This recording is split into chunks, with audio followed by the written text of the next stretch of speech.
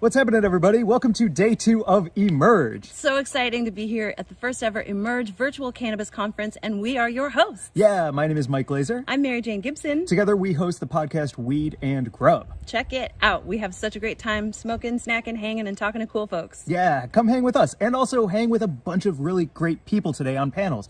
Like at 10:30, we have Jim Belushi in Auditorium B. At 12:30, also in Auditorium B, we have a panel on women in cultivation and manufacturing. Yeah, and then at 3 p.m., don't miss a panel on cannabis beverages. And at 6:30, make sure you catch clips from the film CBD Nation with a live Q&A with Andrew DeAngelo. I'm really looking forward to that. Me too. Yeah, if you want to check out the agenda at any time, you can always go to emergecanna.com. Our first panel today is in Auditorium C. So, check out End of the Cycle, Overcoming Oppression and Cannabis Prisoner Restitution, moderated by Christopher Foltz. And we'll see you out there. Yeah, bye.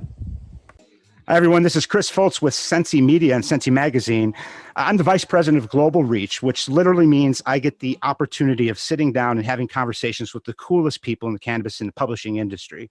And today is one of those days. So sit back and enjoy the panel that we put together. For those of you that don't know, Sensi Magazine, we have over 280 magazines editions that have been out throughout the country in 15 major markets.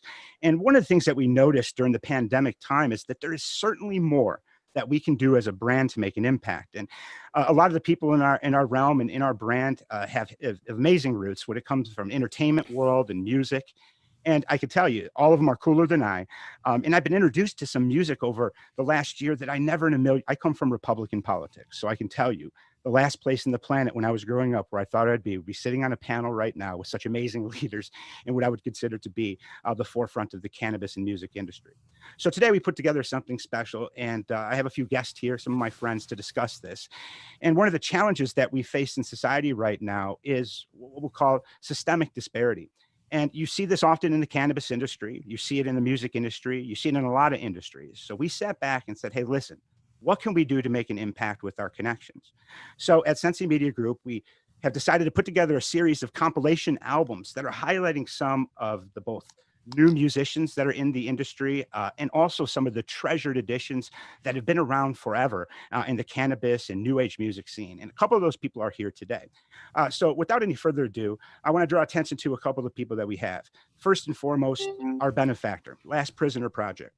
For a lot of you that don't know, I actually spent 119 days in jail. I had a heroin addiction in my life. This is after working in presidential politics. And ironically, both my parents were law enforcement. So when I'm inside of jail, working my way out, I thought that I wouldn't necessarily face systemic problems and everything starting over. But 119 days in jail is nothing compared to people that have been in prison for years and are still facing the challenges that we face, even with the laws changing.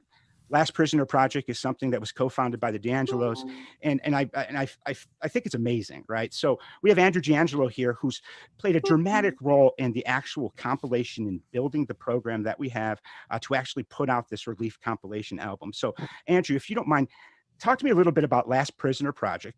Tell me what it is that y'all do over there and why it matters and why we can actually do something to make real change. Andrew, thanks for joining us this morning. Well, thank you for having me. I'm honored to be on this panel with such amazing leaders and people working on this issue. Last Prisoner Project was a vision that has manifested in the last year and a half, but really was something that Steve and I have been working on for 40, 50 years. When you've been in the cannabis trade as long as we have, a lot of your friends and family get busted and they get into the justice system. And we had to deal with that before cannabis was legal over and over again. And you know, you develop protocols to make sure that the contagion does not spread and that you can get your people out of prison as quickly as possible and you can mount a legal defense for them and try to get through the case, right? When cannabis became legal and we opened Harborside, we had a program where patients who could not afford their medicine could write a letter to a cannabis prisoner and get a voucher for free medicine at Harborside. And that was one way that we tried to maintain a connection with our brothers and sisters in prison. then a couple years ago, Steve's in a boardroom. We're about to make cannabis legal for all adults in California. That movement's spreading to other states. There's a lot of exuberance. Investors, publicly traded Canadian markets are starting to take a look at cannabis. And Steve's in a boardroom with people talking about making hundreds of millions of dollars growing and selling weed. And he got a phone call. Got a phone call from an old friend of ours named Chuck, and Chuck was in prison when he called my brother that day. And Chuck was serving 4 years for 14 pounds of weed. He drove 14 pounds of weed from California to Pennsylvania. He got caught, and he was serving 4 years for that. First offense, I think it was his first offense. It might have been his second offense, but Chuck has been a hippie for 30 years, and he's been growing weed and playing guitar and fixing people's cars. That's what he does. And he's a lovely human being and certainly does not belong in prison. So when Steve got that phone call in the middle of this meeting with all these people talking about starting publicly traded cannabis companies, this idea for Last Prisoner Project hit him all at once. And my brother has these ideas that hit him all at once sometimes that are quite brilliant. And this was one of them. And what we found when we dug into this issue was there are lots of different groups working on this issue, and they're all important. They're all important for us to support and to donate to and to spend our time helping. But Last Prisoner Project, we saw a need for a group that only focuses on cannabis prisoners, and that we have 3 basic missions. 1, get people out of prison. 2, expunge their records. 3, re-enter them into society. And we have a bunch of different programs that work on all 3 of those things. And we raise money. Basically, to get people out of prison, you have to hire lawyers, and you have to submit clemency petitions, and you have to do appeals. If they haven't exhausted their appeals, sometimes you can win the case on appeal, or at least create a better outcome that's not prison. And so that's what we do. And we're still a baby organization. The community has really responded to Last Prisoner Project, and I hope other groups are also seeing more energy, particularly in the last several months. And we're just getting started. And 40,000 that we know of nonviolent cannabis prisoners. There's probably a whole bunch of others that have other charges and complexities in their cases. We have people serving life in prison for very small amounts of cannabis. We have military veterans who serve their country. They're serving hard time for small amounts of cannabis because they need it for their medicine. So, and I'm happy to report Last Prisoner Project, we've successfully gotten a few people out of prison, particularly with COVID. We've really tried to use COVID strategically to get people out. Not to say that none of these folks should have been locked up in the first place. And all of our prisoners, not just cannabis prisoners that are suffering, need to be out for COVID. But so that's what Last Prisoner Project is, and I'm just so thankful for the community and all the activists and all the people that have been helping us so far. Now, a question for you, Andrew. Let's say I'm a cannabis user. I understand that there's a problem. I understand that the problem's systemic, but I think there's nothing I can do to make an impact in this. The prison system, government, we know how that works. It's going to take forever, but we know that's not the case. So just as an everyday person who partakes in the industry in any way, what is something that I could do to get involved in Last Prisoner Project to actually make a measurable impact? Great question. Well, we've tried to answer that question as simply as we can for folks. So if you go to lastprisonerproject.org/get involved, I think it is, or it might be get active, one of those two. It's also on our homepage. It's easy to click through, and there's lots of different ways. If you don't want to donate money, we'll take $1. We'll take $5. All those donations help. A year ago, Last Prisoner Project didn't have any money in the bank. Now we have 6 figures in the bank. So, and most of that small donations. I think our biggest donation to date is, well, I think we've just gotten our first 6-figure donation or pledge from a cannabis company. They're gonna do that over a long period of time in our Roll It Up for Freedom program. So if you're a cannabis company and you want to help, we have programs we developed really easy for you. If you're a dispensary, you can jump in and help. if you're a manufacturer or grower, we have several different programs that are easy to sign up for. Doesn't cost you any money up front. You can pay over time. That's fantastic. Yeah, if you're just a regular person, and you don't have a lot of money, or you don't want to donate, or you want to do something a little different, of course you can volunteer for different ways on our website. But one of the things I encourage people to do is become a pen pal for a prisoner. Brilliant. When you write a letter to a prisoner and begin a pen pal relationship with a prisoner, it is one of the most rewarding things that you can do in your life. When I'm having this cool letter exchange, and I send books to people I write letters to. You know, the prisoners need books, they need stimulation, they need, and you know, depending where you're locked up, there's different things you can do for prisoners. You know, sometimes you just send them $5 for their commissary so they can get a little bit better food, or a face mask, or some hand sanitizer.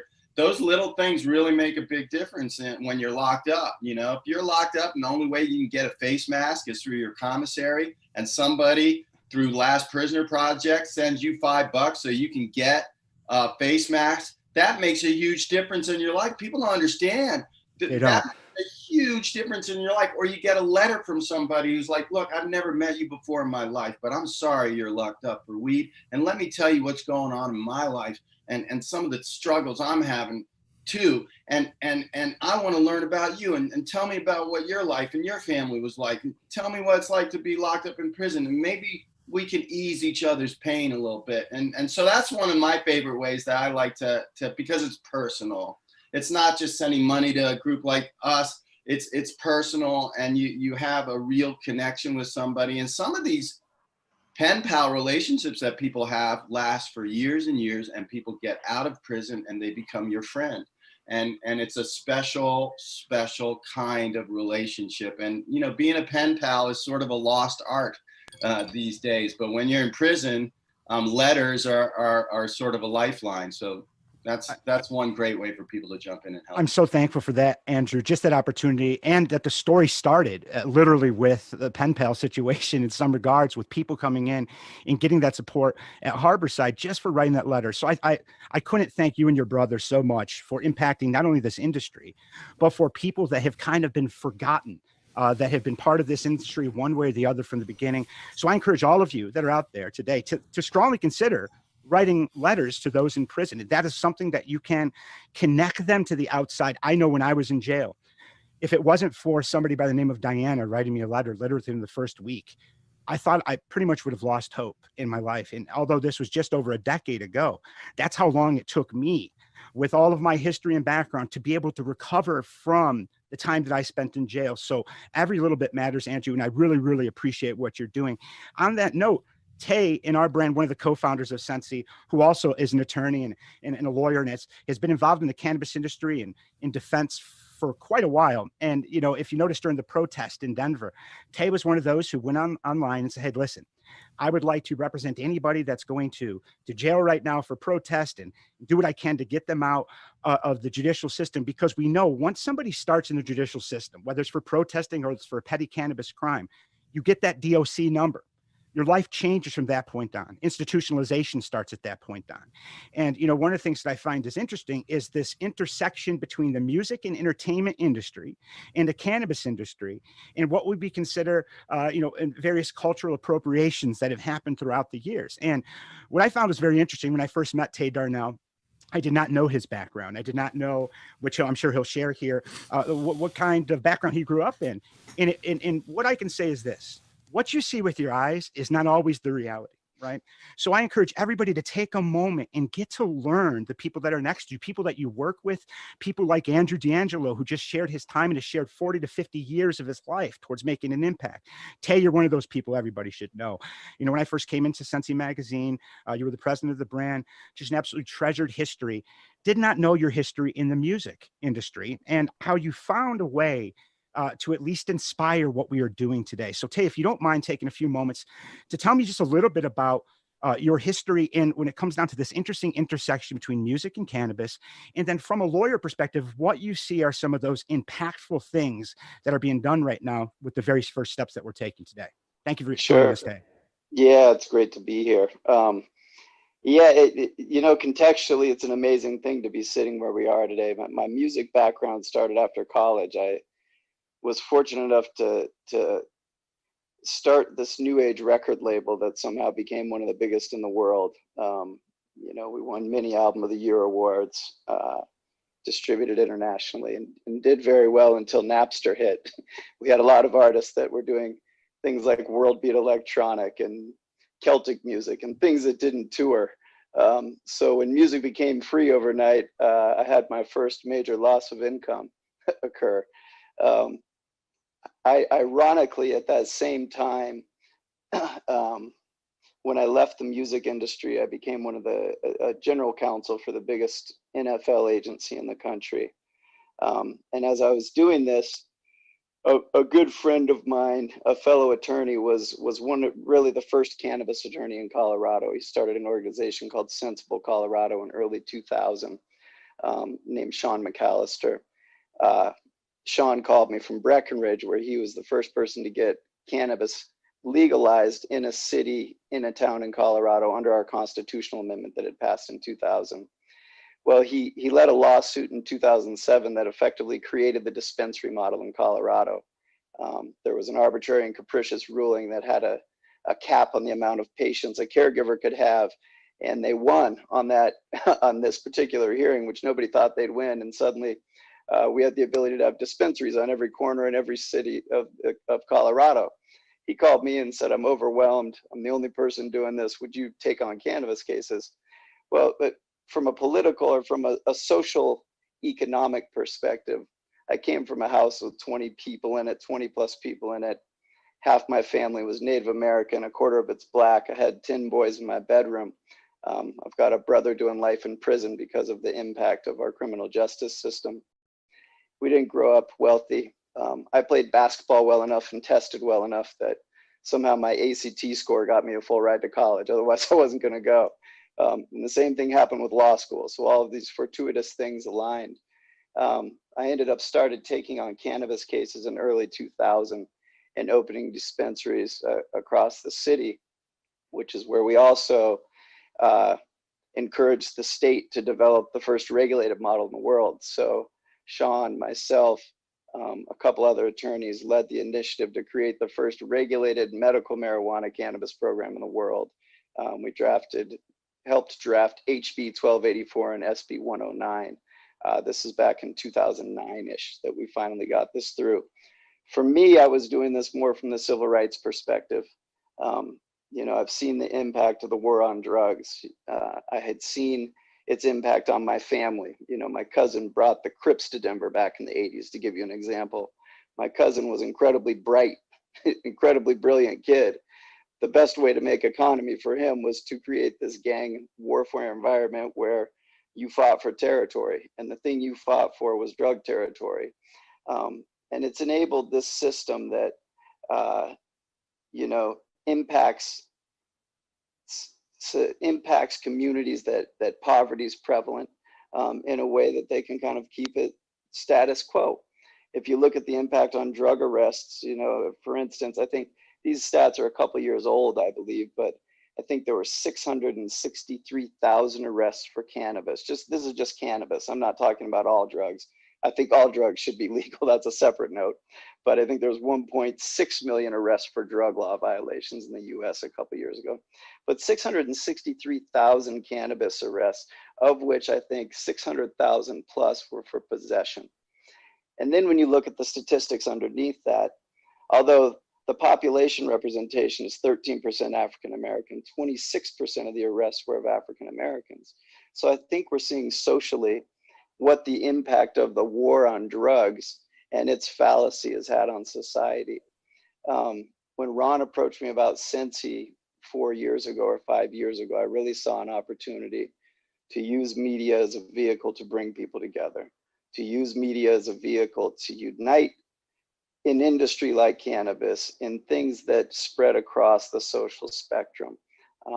And to me, the biggest and first point of emphasis needs to be its impact on the criminal industrial complex.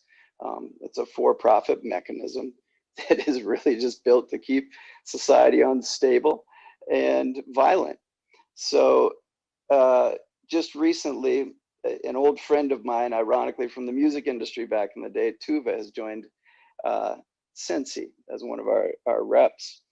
And Sensi, Tuva approached me about this concept and how he thought we could engage in an entertainment or use an entertainment vehicle to really start raising awareness about things.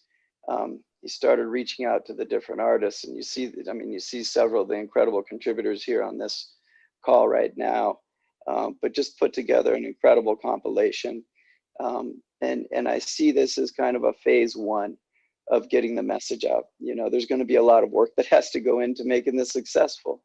But when you look at something like music, this is something that people will be able to put on in the background and stream on Amazon and stream on whatever, and know that they're contributing money to something, right? It's an effortless way for people to be engaged, to participate, and to actually impact the change that we're all trying to impact.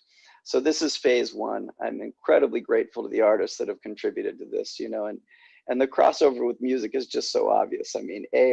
Cannabis is the ultimate creative mechanism in the world. I know very few artists that either don't smoke it or are fans of it in some way, shape, or form.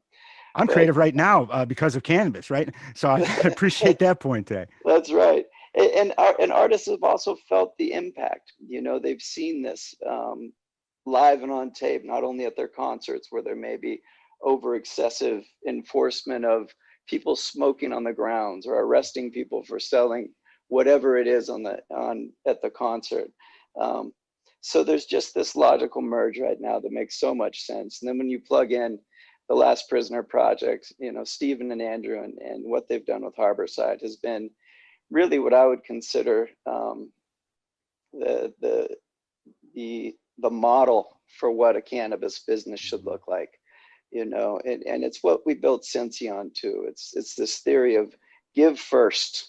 And when you give, you often receive.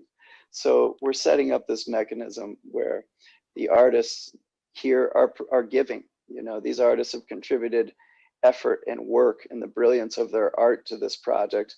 And we're now going to contribute the effort and work that we can to get the message out and try to get this thing out there to make a difference. I couldn't agree more, Tay, on this. And, one thing I'll say for those of you that are listening, if you go to sensimag.com/presents, PRESENTS, that's how creative I am. I was able to spell that correctly. Sensi Presents, sensimag.com/presents. You'll be able to get a preview of the album. There's 25 songs on this. And I would say that it's a darn near perfect blend of what you consider that modern age EDM music and then historic roots music. And there's links on there for you to buy the album as well. And it's one of those things. I'm honored to be part of this. And Tuva, Hank, I couldn't thank Tuva enough on behalf of the Sensi team and on behalf of the industry, both music and cannabis, for having the foresight with you, Tay, to put together these compilations, and the proceeds from these compilations are going to cause, in this regards, it's about making that reform in the judicial system. We just had a question come in. I know we're supposed to wait till the end for questions, but I guess this fits right now between Andrew and Tay. When do we think that all the prisoners that are in the United States judicial system for these cannabis related crimes are going to be released where it's applicable? The first silence we've had all day, right? And that pause right there. Well, because it's just so hard and there's so many, and the criminal justice system is the hardest system to reform. And we don't need to reform it. We need to transform it. And transformation is a whole bigger bite off the apple than a little reformation. And the interests that want to keep the criminal justice system just the way it is, as you said, Tay, so well, in terms of keeping a violent society violent.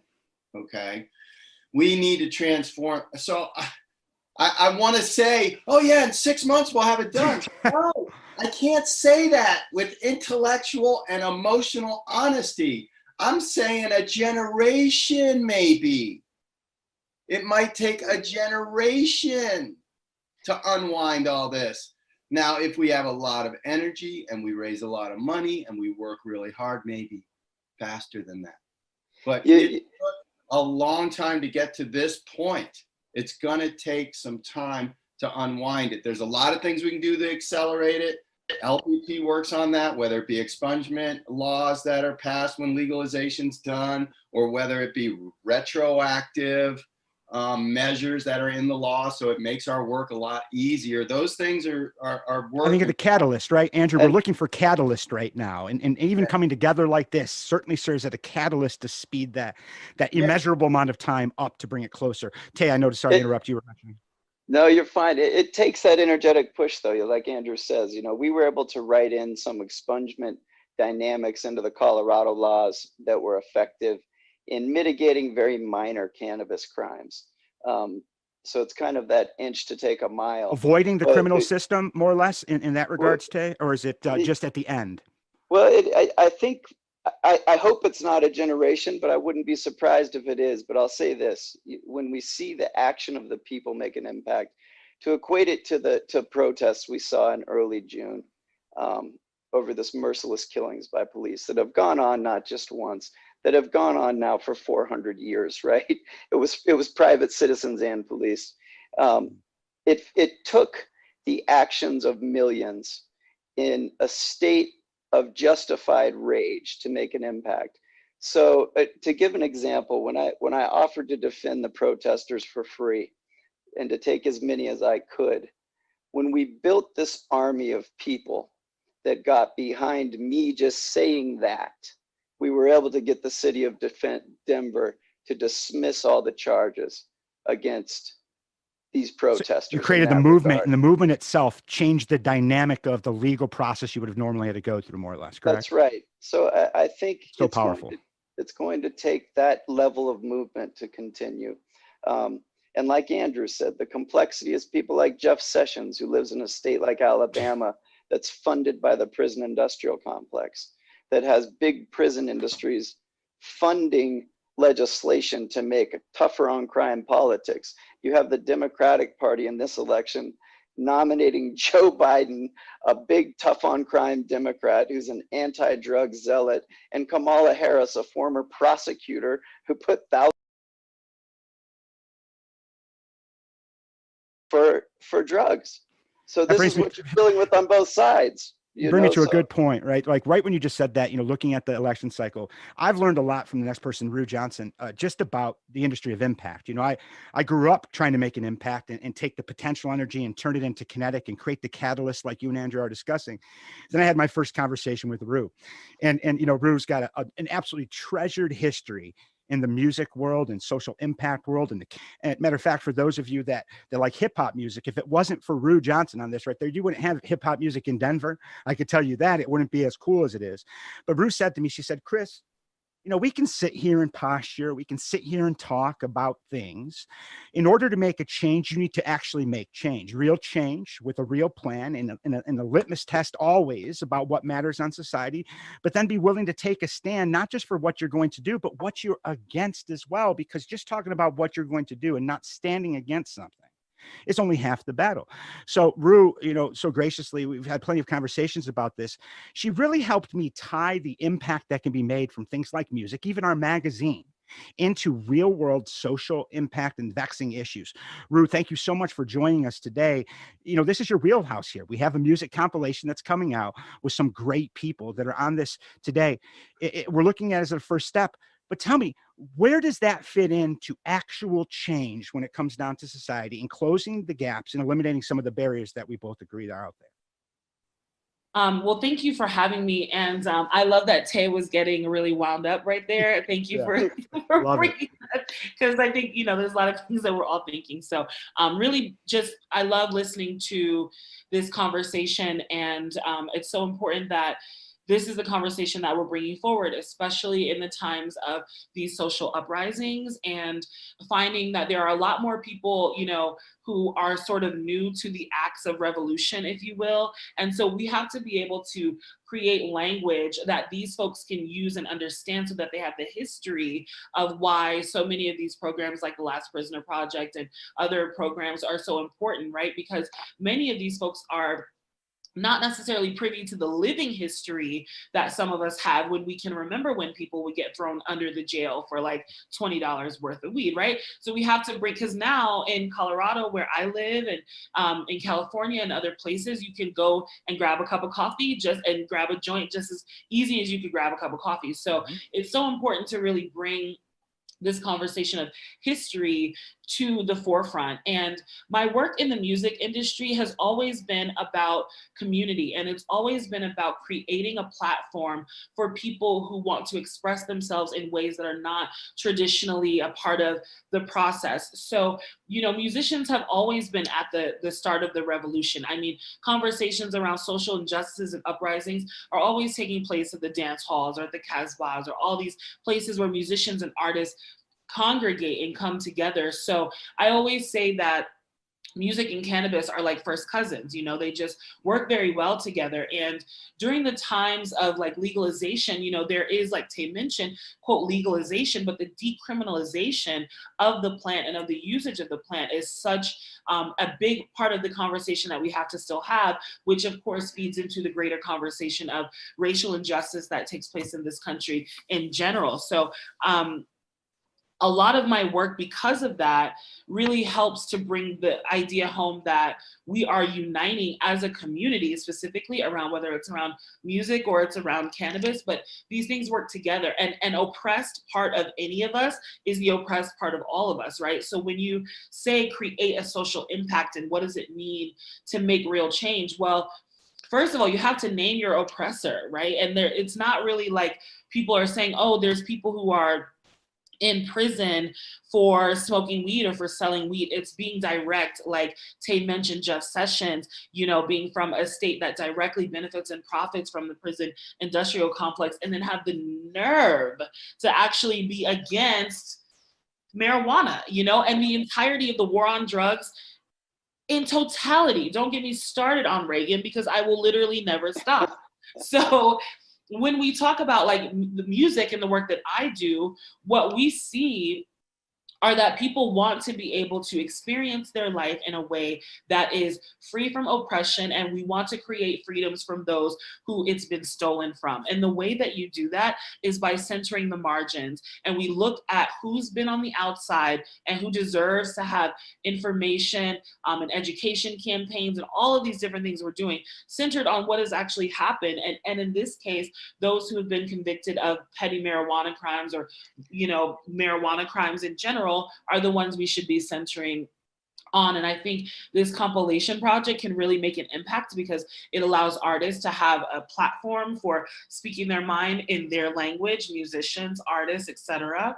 And it also allows the educational impact for people to understand that, yes, there are still places in this country where you can be arrested and thrown in actual prison, you know, for marijuana, because it hasn't just gone away. And we get rocked to sleep. I mean, we get rocked to sleep because many of us live in very liberal places in terms of like California and, you know, Portland and Colorado and all of these other things. But then if you go to the South or if you go to any other place, it's not like that. But we tend to forget that. And we tend to operate using this jargon and this like insider language and conversation when there's a lot of people we need to reach on the margins who don't have access to this information in the ways that we do. And the way that you reach them is with music, and it's with art, and it's with things that they can connect with on a real soul level. So they're listening to this music that touches their energy and touches their soul because that's what it's designed to do. And then you couple that with education and really bring home the point of connecting with the Last Prisoner Project and other organizations that are doing this kind of very impactful work. So I think this compilation album is a really incredible opportunity to meet folks where they are and, you know, introduce them to a whole other world of activism. Ru, you bring up so many amazing points. I know when Tuva came to me and said, hey, listen, Chris, we want to put out this compilation. I said to him, listen, Tuva, if mixtapes work, I would probably still be with my fourth grade girlfriend. But you see, it wasn't necessarily about that angle, right? And here's my story leading into the musicians. You know, I worked in Republican Party politics, and one of the races I did was Haley Barbour down in Mississippi, right? Now, Haley Barbour, Republican, former chair of the Republican National Committee. I was very instrumental in unseating a Democrat, Ronnie Musgrove down there. And, you know, I feel bad about it. Matter of fact, going to jail, being a heroin addict has been much easier to recover from than being a Republican operative, which on the other side of the equation, you get all the skepticism from people because of. But when I was down in Mississippi, what I found was interesting was I was at a polling place, and what you saw was a line of all white people. And then you had the other line on the other side of the room, all black people lined up, right? And I'm sitting here, I'm like, is there still segregation? So I asked, and they're like, well, no, it's not segregated. That those are polling places for those wards over there. Those are polling places for those precincts over there. And systemically, the actual society was separated out. So even when legalities and change happens, it doesn't necessarily change the systemic conditions of even the neighborhood you grow up in. So it almost had this secondary notion of segregation down in the South in modern era. And I certainly didn't help it all by just simply asking a question and doing nothing about it. Right. So what I found interesting is in Mississippi, the only place that I went to where everybody was in the same place, I'm talking every gender, every race, every ethnicity, was at the large concerts that were happening in what we'll call them the Bayou concerts that they had down there in the South during the races. And that showed me right there that music truly does take potential and turn it into kinetic energy. And there's a way to do things with this. And I'm so graced by the presence of some of the musicians we have on today, whether it be a Kofi from Jaw Kings, we have iStar, Beats Antique, Sidecar Tommy and all that, Carl John, amazing performers. Want to ask a couple questions and have some input from you all on this. I'm going to start with, let me see, I'm going to start with iStar, right? I believe you guys have a new album dropping or something, right? Is that true? Right? Look at that. That's excitement. We're unmuted. Yeah. And you're a husband and wife duo. Is that the situation? Now, Sure. already that poses a lot of challenges, right? Ask my ex-girlfriend that there's an ex for a reason. We had a business together. I couldn't sing, but, you know, I find it very interesting. Your music is phenomenal. Very interesting. It's engaging. Why do you go down the path that you do in music, and why is it the audience that you have loves your music as much as I do? What is the impact? What is your why that you came into this, both of you? Man, first of all, it's so good to be on with you all. Peace and respect, and much gratitude for everything you do in the world. Well, you know, for us, we've both been doing music a really long time, and when we met, which will be 14 years ago next month, it was like the collision of two styles that we'd been cultivating in our own path. Aradhanna, more of a singer-songwriter, and please feel free to. Yeah.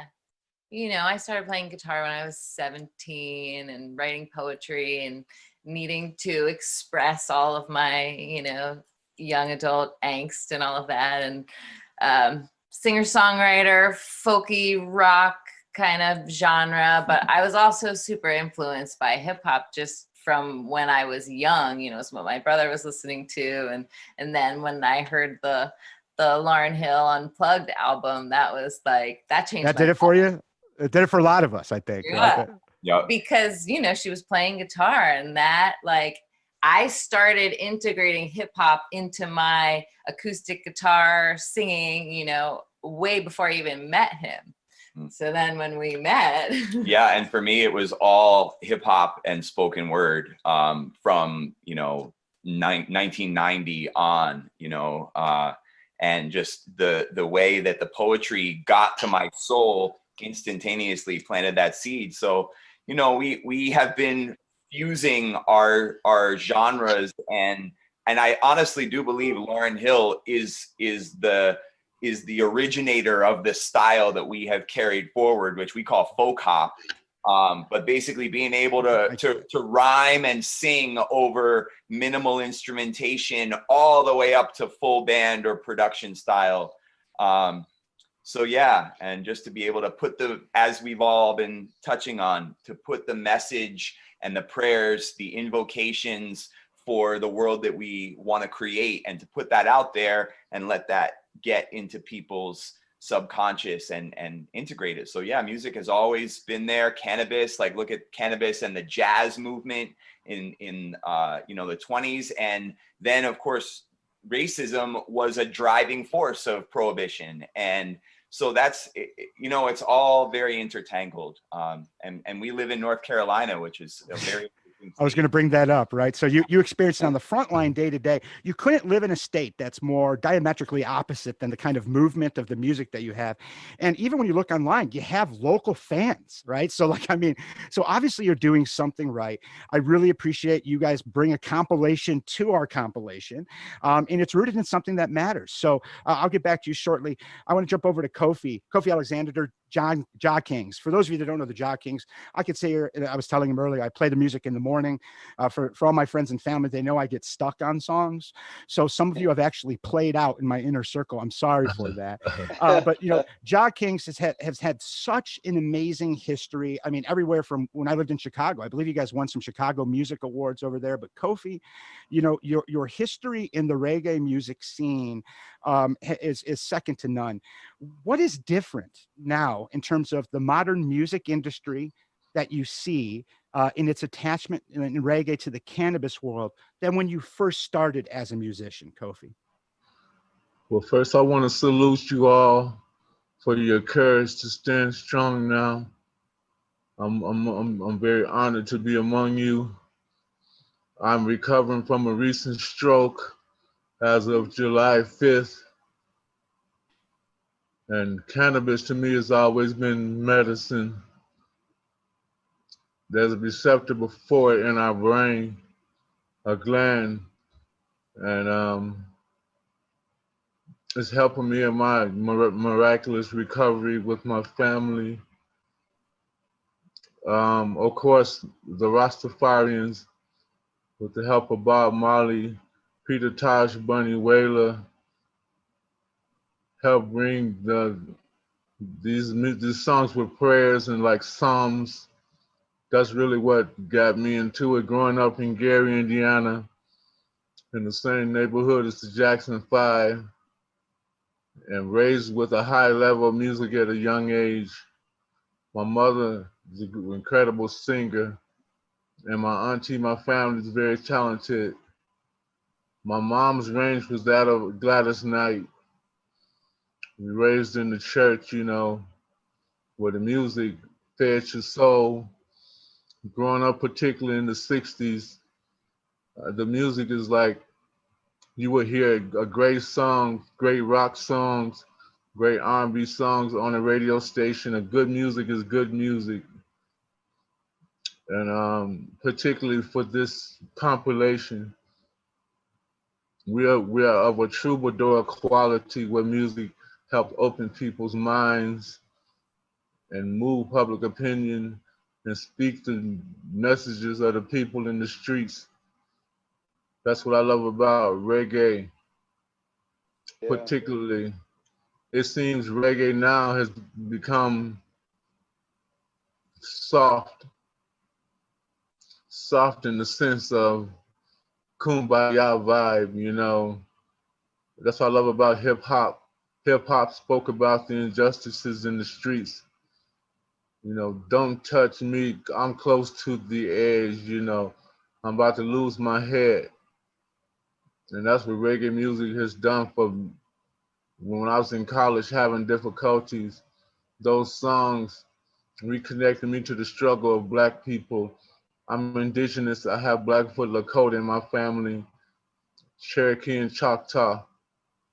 Our Sundance at Wounded Knee on the Pine Ridge Reservation with Crazy Horse and Black Elk's family.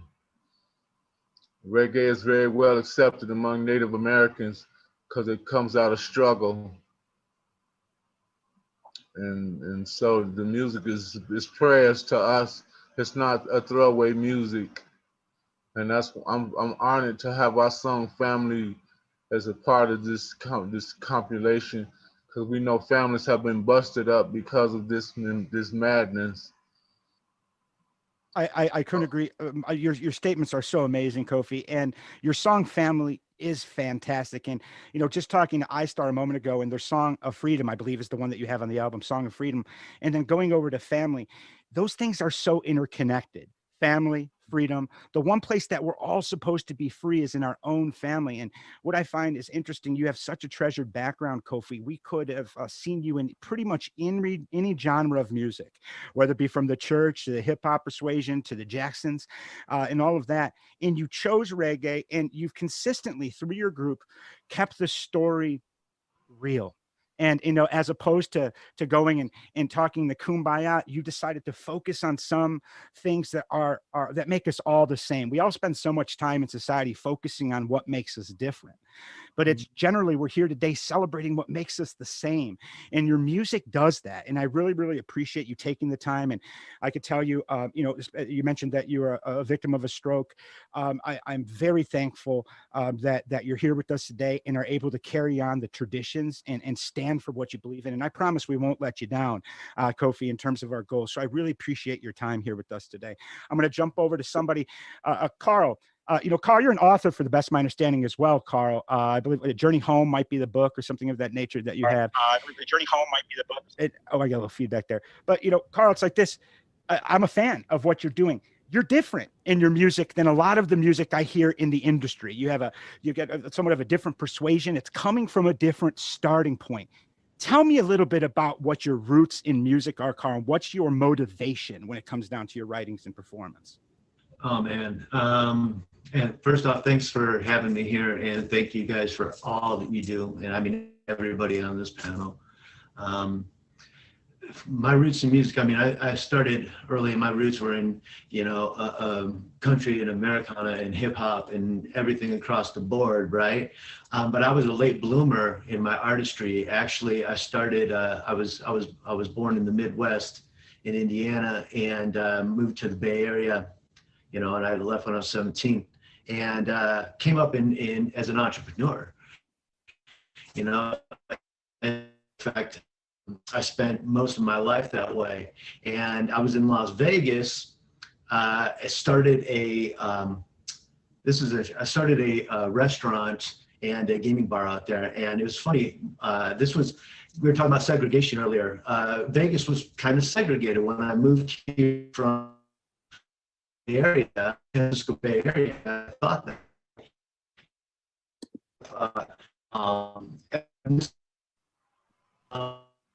You know, you're breaking up a little bit, Carl, just so you know. I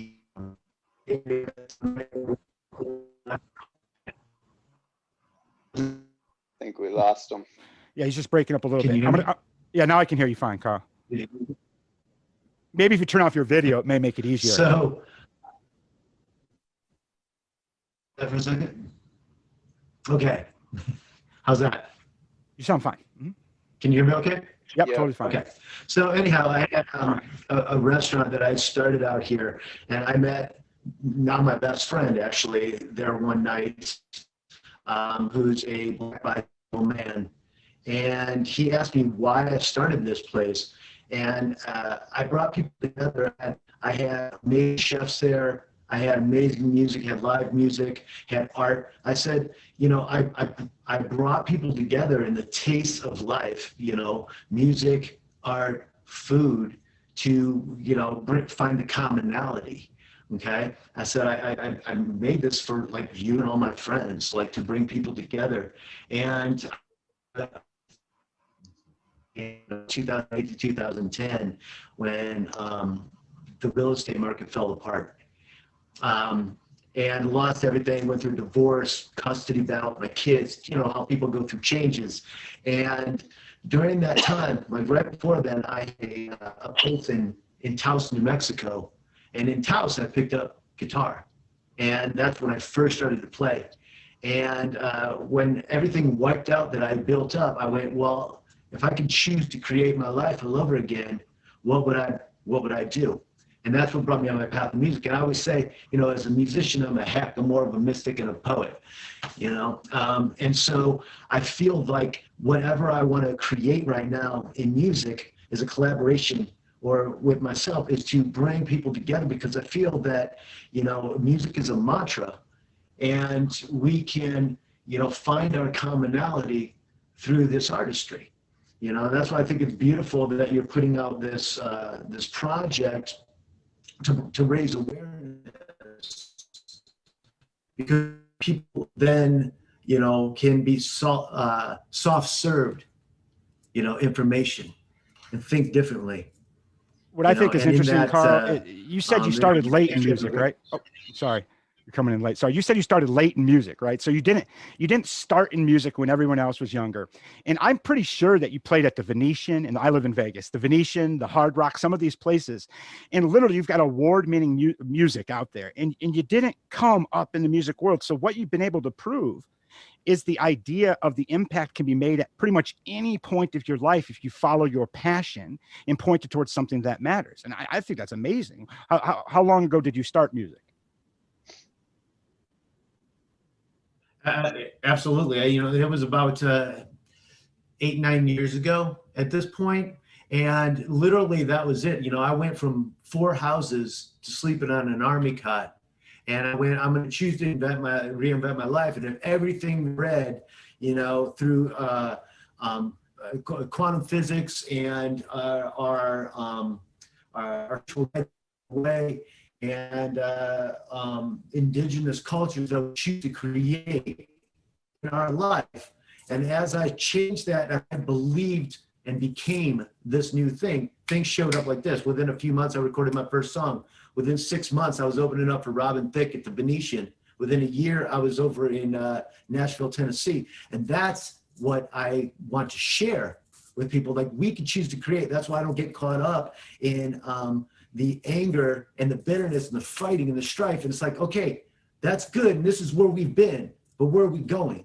And what are we creating together? Because we have more in common than we have to separate us. I love that, Carl. And that's a true inspiration. And, it's one of those things as people are coming out of the prison system, and we're looking for opportunities and creating them. Music has never been a fast track towards anyone. It requires talent. And then even if you have the most talent, a lot of work and passion and drive. So it's great to see people like you, Carl, that actually have, somewhat of a model that proves that even if you come from, some would consider a real estate industry much similar to prison. So even when you're leaving the real estate industry and jumping on over, you have opportunities in the music world. Which brings me over to you, Sidecar. Beats Antique, totally awesome. You can just look at your video and tell how awesome this guy is right here. There's no question about that. Sidecar, I'm interested. You've got to have a lot of motivation to create the music that you do. It's inspiring. It's unique. What drives you to be who you are? And tell me what makes Beats Antique different. First of all, thank you for inviting me to all this. This has been a beautiful way to start my day. I woke up thinking it was 8:30 p.m. in the Bay Area because it's so dark out. Because it's so smoky and that just, I woke up sort of with a broken heart, and I can tell you that that's where my music comes from. I was heartbroken when I was a kid. I got into some fights because I was trying to help people and protect people that shouldn't have been messed with, and ended up having seizures for my entire life.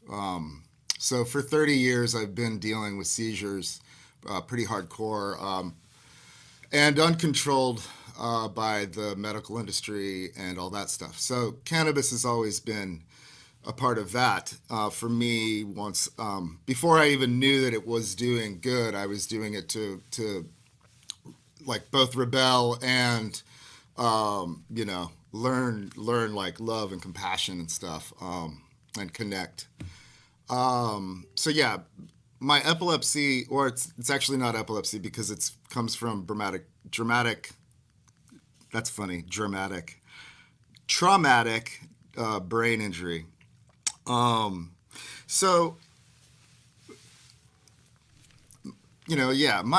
my father passed away when I was in high school. Lots of things happened, and things do, they happen to us, and we have to figure out a way to respond, and it's different for everyone. And luckily my parents were super supportive. I've played music since I was a little baby. I grew up underneath the grand piano in my living room that my mom would play me to sleep to. So like I just thought that that was normal. I thought that was just the way you were. I didn't realize that people didn't have those kinds of opportunities and those kinds of situations, you know. As I grew up, I started to see that for all the ways that I maybe as a person didn't know how to communicate or didn't know, you know, what was going on or what to say, both just as a product of growing up in Northern Virginia in white suburbia. You know, it's like you don't understand things, and then all of a sudden you start having a brain situation where you literally don't have the ability to retain stuff and keep stuff. I started to realize that music was the way that I could connect to people without having to stutter, without having to get over my words. And it's just I could share my heart, which has always been sort of my favorite part of me. And I think my journey in music just was as a response. And it constantly has been as a response. And, you know, I think that I've been given opportunities that other people haven't been given. And so I try to take those opportunities to share my heart, because for me, there's so much stuff happening that it's tragic. Actually, we celebrate all this positivity and we celebrate all these things, and at the same time, it's a farce. So as my role in Beats Antique evolved, I realized that I was able to understand a bunch of different sub communities and things, and from traveling and using my music as my voice, I was able to meet a lot of different people. And so to me, Beats Antique was just a nod to all these people that I'd met and learned from ultimately. And a lot of them weren't Americans. A lot of them were people, you know, from other places and people that have other experiences. And then the people that I met in America that heavily influenced me seemed to be all people who were given a huge amount of challenges that weren't their fault.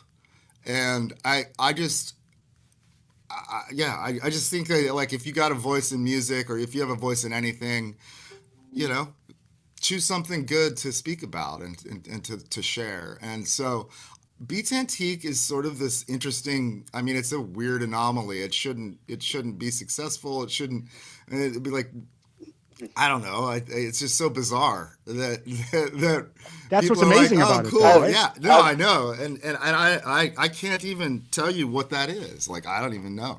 Well, you know, I just seen you live. You should definitely be successful. Yeah, that's right. Well, thanks. I appreciate that. What you basically said, and I'll just summarize it as this, is that you took these tragedies that in your life and you chose how to react to them in a way that luckily we're on the same panel today. And one thing that I think that you brought up that was quite interesting is the idea that a lot of people face challenges that they're not actually responsible for themselves. And I could tell you this, my time in jail, all the politicians I may have got elected that we all hate now, whatever the situation may be, I am responsible for the challenges that I have caused in my life.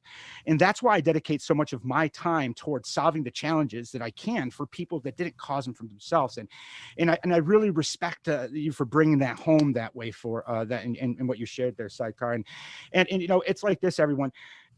This is the first step, right? So we've proven that music makes an impact.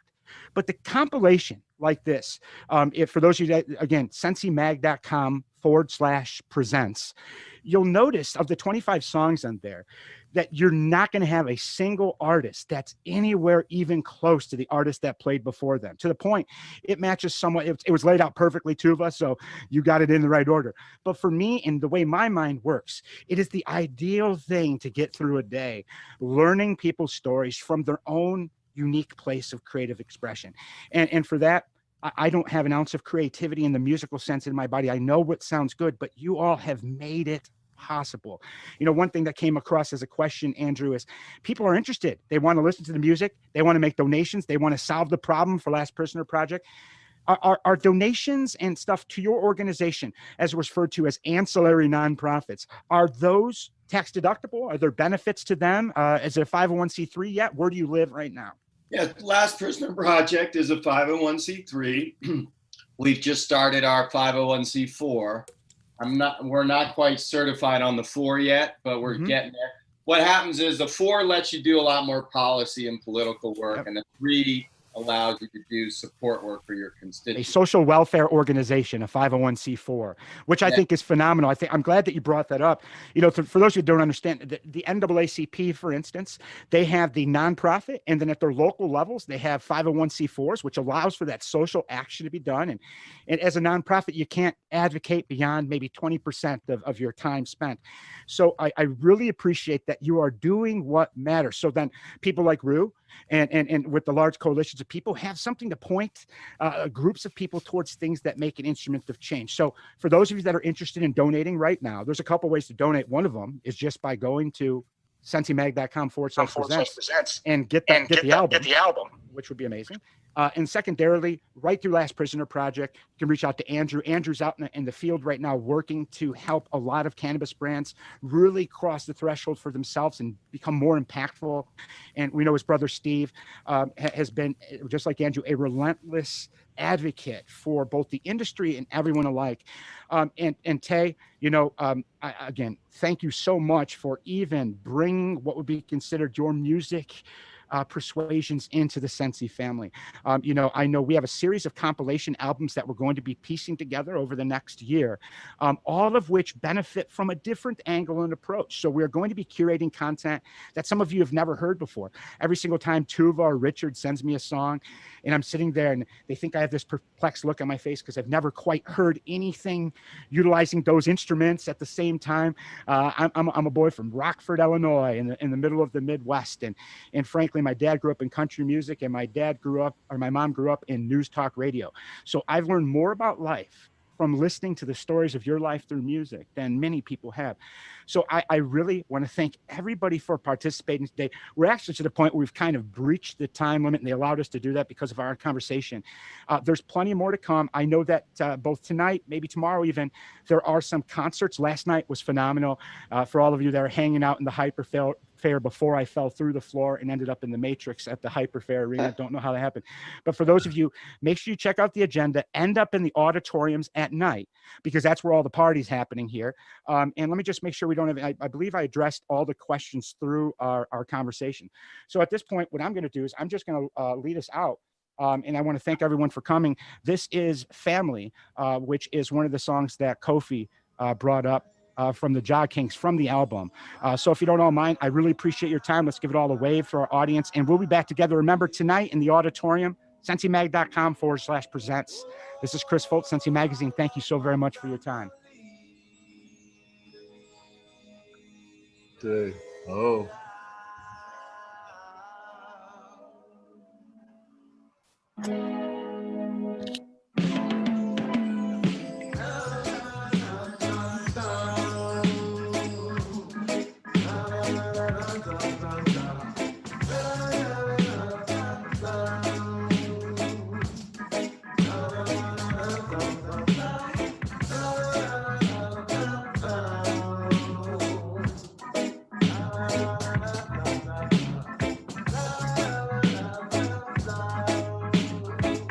I feel cooler just listening to it.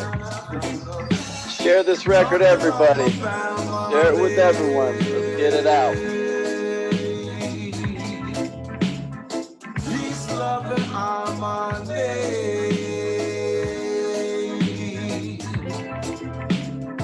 I and I unity.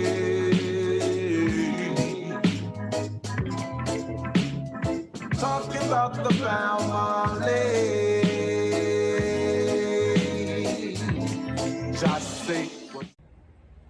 Wow, what an amazing panel. Thank you all so much, not only for your time, but for your knowledge and caring.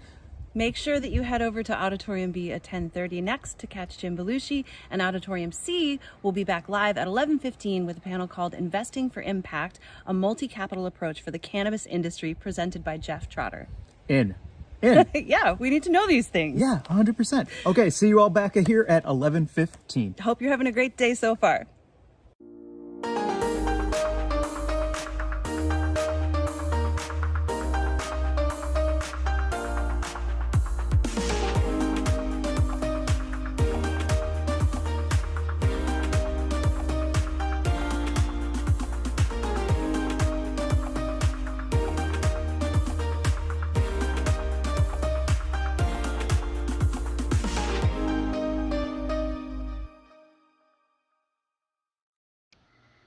everyone, my name is Rosie, and on behalf of the hemp staff team, welcome to Emerge. We are professional recruiters in the hemp and cannabis industries. We specialize in upper management, technical, and C-level positions that you need to run your business. With our vast network, we can significantly decrease your search to hire time. If you want more information on our recruiting or training services, click the link and chat with someone now. Hi, I'm Debbie, Executive Director of Americans for Safe Access. We are the nation's largest medical cannabis patient organization. Through education and activism, we have helped create the modern medical cannabis landscape in the U.S., and our work is far from over. We hope you will join us in supporting safe access for all Americans. Visit safeaccessnow.org to learn more. Give your brand and products the traction you need to champion today's explosive edibles and ingestibles experience with Kushla's React. This rapid effect active cannabinoid technology is the first formulation that truly rivals the fast action of inhalables with an average onset time of 5 to 10 minutes or less. React now to upgrade your edibles experience and dosage with precision, convenience, and reliability.